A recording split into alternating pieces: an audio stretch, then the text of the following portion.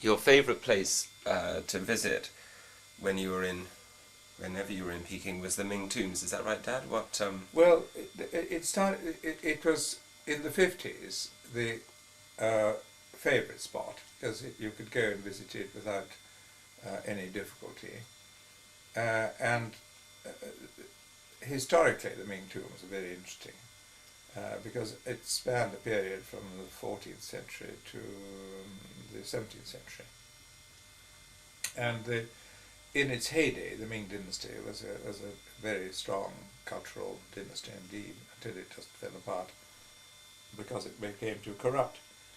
But then, when I was there in the 50s, we heard about the Qing tombs, we discovered that they were divided into two parts.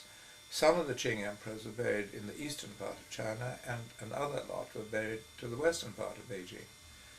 And I remember in 56, John Morgan hired a jeep, or perhaps he had a jeep, I think, and we all piled in, John Fretfell, Richard Evans, myself, and we piled in the jeep and drove the 90 miles through horrible roads without telling anyone where we were going, and arrived there at the Western Qing tombs. And that was absolutely fabulous because you got the same layout as the Ming tombs, which we all were familiar with, but saw the variations which the Manchus had added to it. And then subsequently, in the later times I was in Peking, they opened up the Western Qing tombs and the Eastern Qing tombs, so you could see all the emperors of the Qing dynasty. And so we used to find a great thing to do on a Sunday was to hire a bus or a load of cars and go to either Eastern Qing, Western Qing, or the Ming tombs, set up a picnic at some remote tomb, and have a very fun days of children playing and people eating picnics and all the rest of it. And who were the famous people that you took there, or that you remember having visited there with? Well, we took, I tell you, one of the people went was Peter Middleton, who was Second Secretary in the Treasury and who subsequently became Chairman of Barclays Investment Bank. We went on a fabulous picnic with them. Who else? We took ministers there in the early days, or any visitors who would come.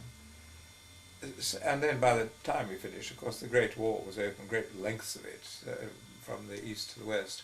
Whereas in the early days, in the 50s, you went to a tiny, tiny bit, a spur of the Great Wall, which the Chinese would ask people like Queen Elizabeth and presidents of the United States how far up the wall they'd got. It was a complete blag because it wasn't the real wall. It was just the bit in the pass north of Peking. And by the 80s and 90s, of course, you could go to all sorts of parts of the wall, much, much bigger expanses of it, and much greater expanses of it. I must tell you about this famous trip in the 56, though, because John Morgan loaded up the jeep. We travelled these 90 miles. It was horrendously bad weather, raining most of the way. We thought we'd get the 90 miles over quite quickly, but it took so long on these rotten roads and broken bridges and whatever. And we only got there about 2 or 2:30 in the afternoon, having set off early in the morning, and realised we had to get back to Peking really by nightfall if we could, so we were terribly late. We'd only about an hour looking at two of the tombs, but it was absolutely breathtaking. I mean, because we were the first Western eyes to have seen them forever, for yonks. And on the way back, the rain was so heavy that the car got bogged down in the mud about 40 miles outside Peking. And we all got out and tried to move it and couldn't. So we deputed John Fretwell. We said to him, "You are the senior Chinese speaker," as he was then. "You better go to the village and get aid, because we'll be stuck here all night." So the next thing we saw was trudging through the wet paddy fields, John Fretwell leading a gang of 40 policemen who were wearing their guns. So we thought, "Oh Lord, what has happened here?"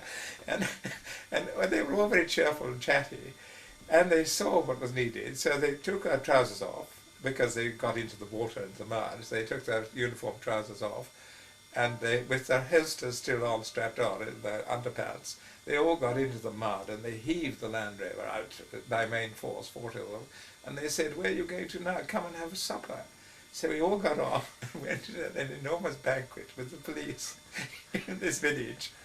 And then it was a wonderful thing, lots of my time, lots of practicing the Chinese and who are you, where are you coming from and all the rest of it. It was very jolly. When we got back, we realized that there would be a report. We'd go back to the Wajabu because the Foreign Office, a party of foreigners, were hobnobbing with the police in this village. Always didn't dare risk it, you see. So we said again, John Fretwell, it's your job. You've got to go round to the Ministry of Foreign Affairs and confess that we went on a journey without permission. And I think it was 56. They said that's perfectly all right. You know, we understand, and there was no difficulty. I mean, the most bizarre things happen in China. I have to stop that the battery's running.